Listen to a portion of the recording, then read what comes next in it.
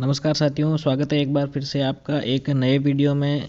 साथियों, राजस्थान के मुख्यमंत्री श्री अशोक जी गहलोत द्वारा 1 अप्रैल 2004 के बाद नियुक्त कर्मचारियों के लिए पुरानी पेंशन योजना जो है वो फिर से लागू करने की घोषणा बजट में की गई है। तो साथियों, कई साथियों के जो मन में एक प्रश्न है कि क्या केंद्र सरकार की अनुमति के बिना भी राज्य सरकार ओपीएस लागू कर सकती हैं।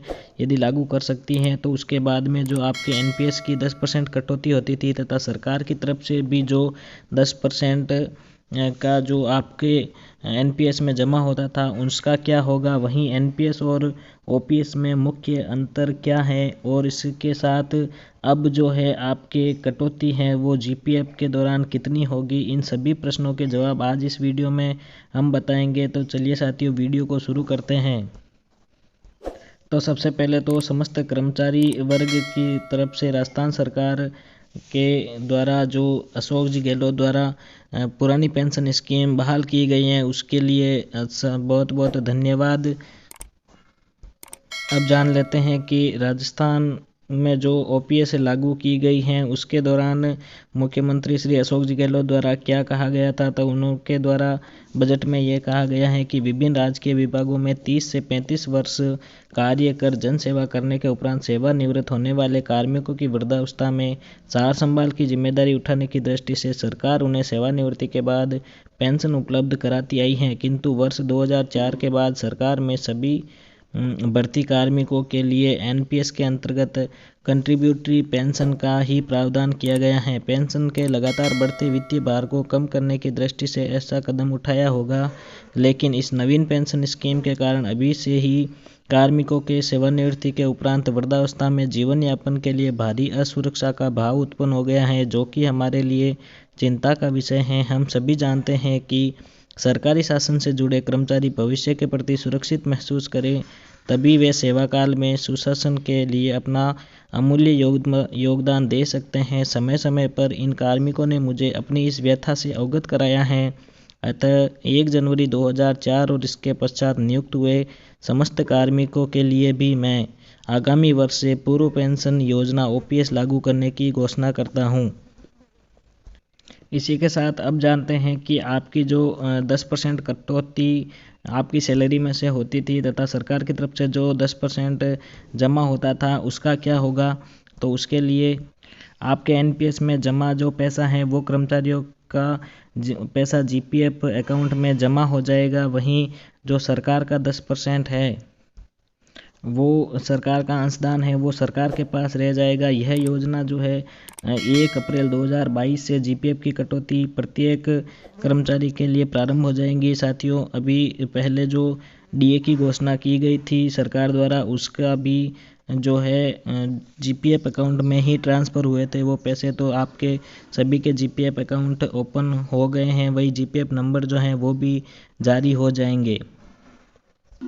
इसी के साथ अब जानते हैं कि अब आपके जो हैं वेतन से अब आपके एनपीएस से 10% की जगह कितनी कटौती होगी। तो इसके लिए आप यहाँ पे 1 मार्च 2018 से जो जीपीएफ की दरें हैं वो आपके सामने यहाँ पे इस प्रकार हैं कि 23,100 तक यदि आपका वेतन है तो इसमें आपके अंशदान है वो 1,450 रुपये रहेगा। 23,101 से लेकर यदि 28,500 तक है तो आपके 1,625 रुपये अंशदान रहेगा। वहीं 28,501 से लेकर 38,500 तक हैं तो आपके जीपीएफ की कटौती है वो 2,100 रुपये होगी।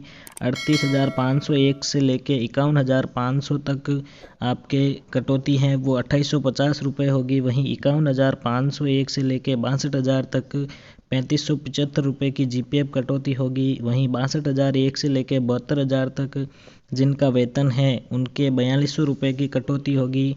वहीं 72,001 से लेके 80,000 तक 4,800 रुपये की कटौती।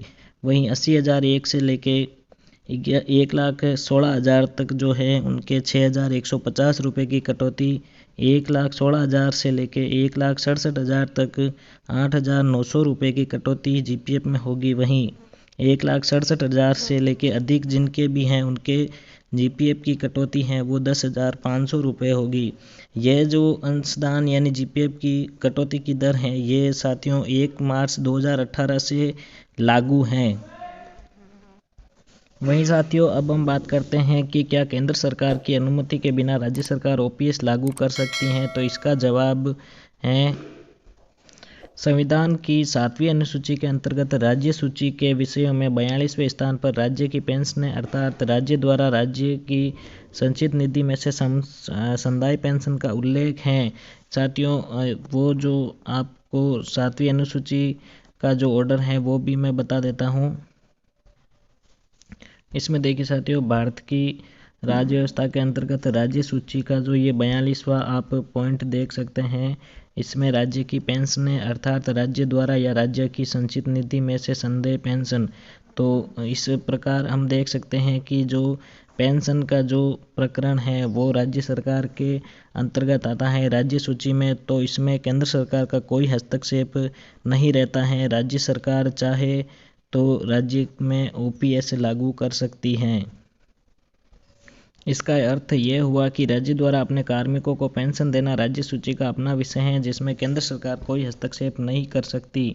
22 दिसंबर 2003 को जारी नई पेंशन हेतु प्रणाली हेतु केंद्र सरकार के संकल्प में यह प्रावधान किया गया था कि राज्य के लिए यह वैकल्पिक व्यवस्था होगी कि जब चाहे नई योजना को अपना सकते हैं। इसके अतिरिक्त नई पेंशन योजना से संबंधित किसी भी अधिसूचना में कहीं भी राज्यों के लिए इसे लागू करना अनिवार्य नहीं किया गया है। तो साथियों, अब हम बात करते हैं कि एनपीएस तथा ओपीएस में मुख्य बातें जो अंतर हैं वो जान लेते हैं।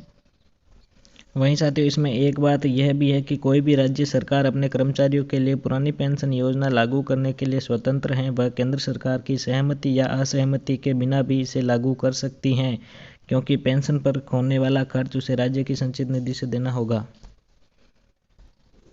अब हम जान लेते हैं ओपीएस तथा एनपीएस में प्रमुख अंतर क्या है। तो ओपीएस में जीपीएफ की सुविधा उपलब्ध होती है, बल्कि एनपीएस में जीपीएफ की सुविधा नहीं है।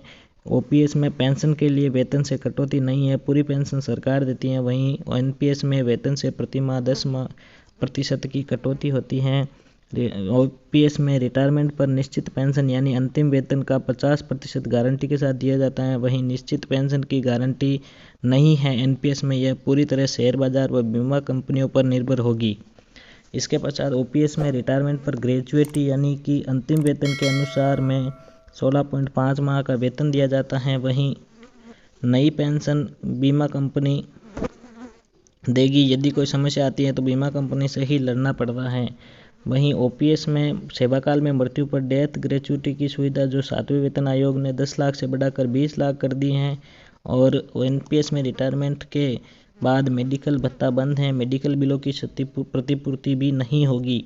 एनपीएस में पारिवारिक पेंशन भी नहीं है, लोन की भी कोई सुविधा नहीं है, जबकि ओपीएस में सेवाकाल में मृत्यु होने पर आश्रितों को पारिवारिक पेंशन व नौकरी दी जाती है।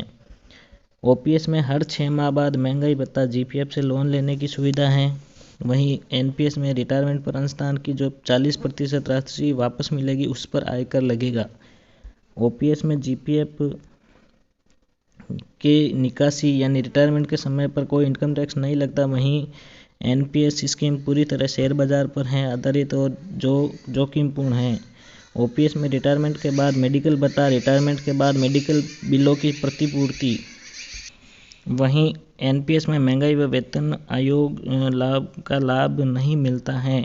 तो इस प्रकार साथियों, आज हमने एक ओपीएस की जो संपूर्ण जानकारी थी वो आपको दी। वीडियो पसंद आए तो लाइक करें, शेयर करें, चैनल को सब्सक्राइब करें, अपने साथियों के साथ अवश्य शेयर करें। मिलते हैं किसी नई जानकारी के साथ नए वीडियो में, तब तक के लिए धन्यवाद। जय हिंद, जय भारत।